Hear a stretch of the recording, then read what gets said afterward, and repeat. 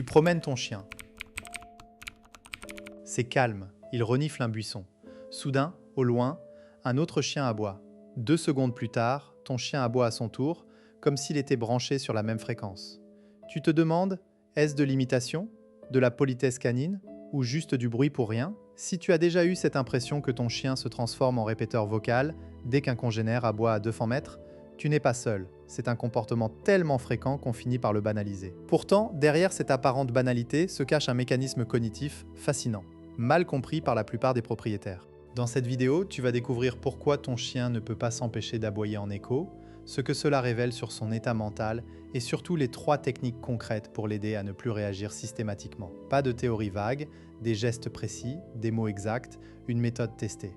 La croyance la plus répandue, c'est que ton chien aboie parce qu'il veut répondre, comme s'il disait « j'ai entendu, j'arrive ». On imagine une conversation polie entre chiens, ou pire, on pense qu'il est frustré de ne pas pouvoir aller voir l'autre. Les forums regorgent de conseils comme « il faut le socialiser davantage » ou « c'est un signe d'anxiété de séparation ». Mais ces explications passent à côté de l'essentiel. La réalité, c'est que l'aboiement contagieux n'est ni une conversation, ni un appel, ni un signe de frustration sociale. C'est un réflexe neurologique aussi vieux que la domestication. Quand un chien entend un aboiement, son cerveau active immédiatement des circuits de vigilance et de réponse collective. Ce n'est pas un choix, c'est une programmation. Et si tu continues de croire que c'est un comportement volontaire, tu risques de renforcer le problème. Chaque fois que tu tires sur la laisse, que tu dis « tais-toi » d'une voix tendue, ou que tu interromps ta promenade pour rentrer, tu valides l'idée que l'aboiement lointain est une menace qui mérite une réaction. L'aboiement contagieux fait partie de ce que les éthologues appellent le comportement d'entraînement social.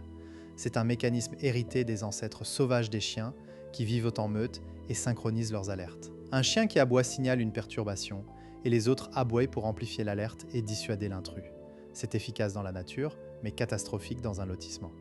Ce mécanisme est si puissant qu'il ne nécessite même pas de voir l'autre chien. Le simple son de l'aboiement suffit à déclencher une cascade hormonale, montée de cortisol, activation du système limbique, préparation à l'action.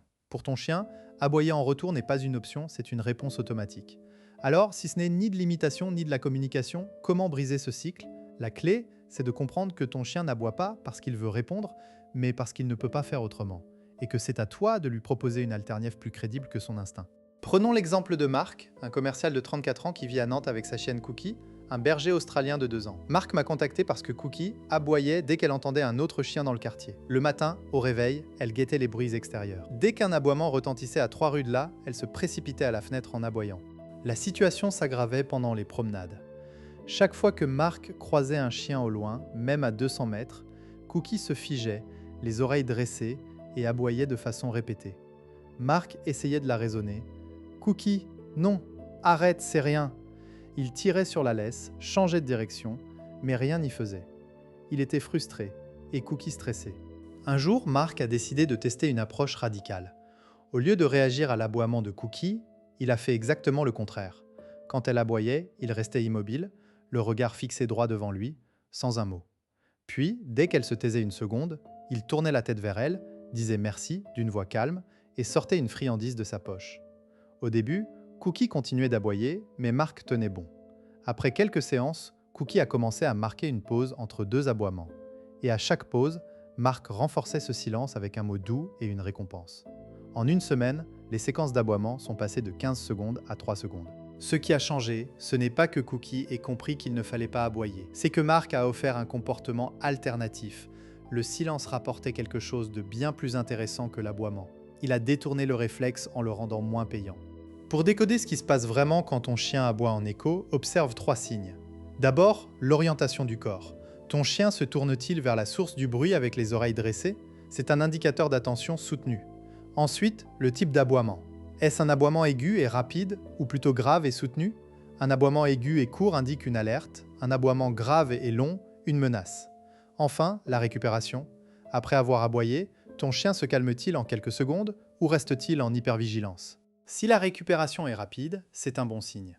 Le seuil de réactivité est bas.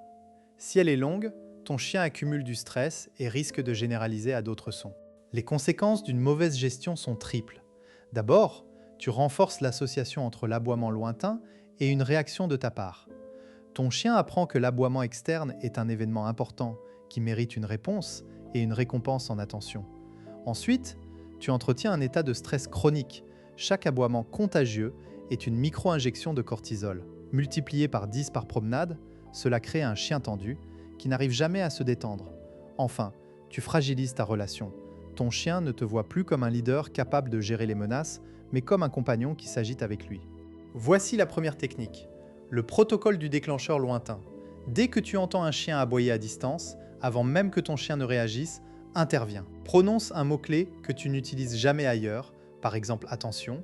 Le mot doit être neutre, pas non ni tais-toi. Ensuite, donne immédiatement une friandise de valeur, fromage, saucisse, juste avant que ton chien n'aboie. L'objectif est de créer une association. Aboiement lointain, friandine venant de toi. Tu détournes l'attention de ton chien vers toi avant qu'il ne s'enclenche. Avec la répétition, ton chien anticipera et te regardera dès qu'il entend un aboiement. Exemple, promenade dans un parc, à 50 mètres un chien aboie. Tu dis « attention » d'une voix calme, tu mets une friandise sous le nez de ton chien. Il la prend, te regarde, tu le félicites. La semaine suivante, quand il entend l'aboiement, il tourne la tête vers toi avant même que tu parles. Tu viens de créer un réflexe conditionné. Deuxième technique, le recalage par le rythme. Si ton chien a déjà commencé à aboyer, il est trop tard pour le détourner. Utilise alors un signal sonore qui le surprend sans l'effrayer, comme un claquement de langue appuyé ou le bruit d'une bouteille d'eau qu'on presse. Ce signal doit interrompre le cycle d'aboiement pendant une fraction de seconde. Dès que ton chien s'arrête, même un instant, tu le félicites immédiatement avec oui ou merci et tu lui proposes un ordre incompatible comme assis. Marc utilisait un petit clicker. Quand Cookie s'arrêtait un dixième de seconde, un clic, puis une friandise. En 2 séances, Cookie a associé l'arrêt de l'aboiement à une récompense. Troisième technique, la redirection spatiale. Ne cherche pas à faire taire ton chien, fais-le bouger. Quand il aboie en direction d'un bruit lointain, tu engages un demi-tour rapide et tu l'emmènes marcher dans la direction opposée, en trottinant sur 5 mètres.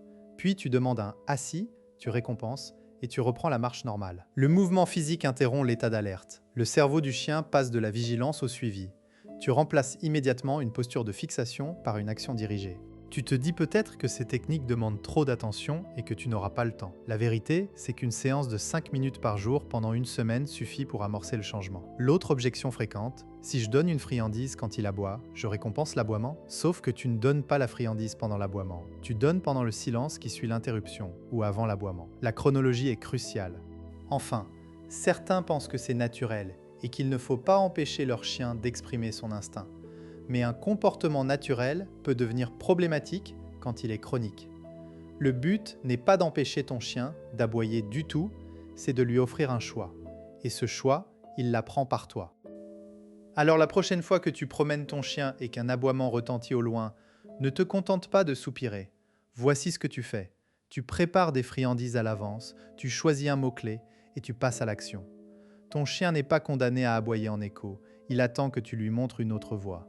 Si cette vidéo t'a aidé, laisse un commentaire avec ton mot-clé et le nom de ton chien et abonne-toi pour ne pas manquer les prochaines clés. Ensemble, on construit une relation plus calme avec nos chiens.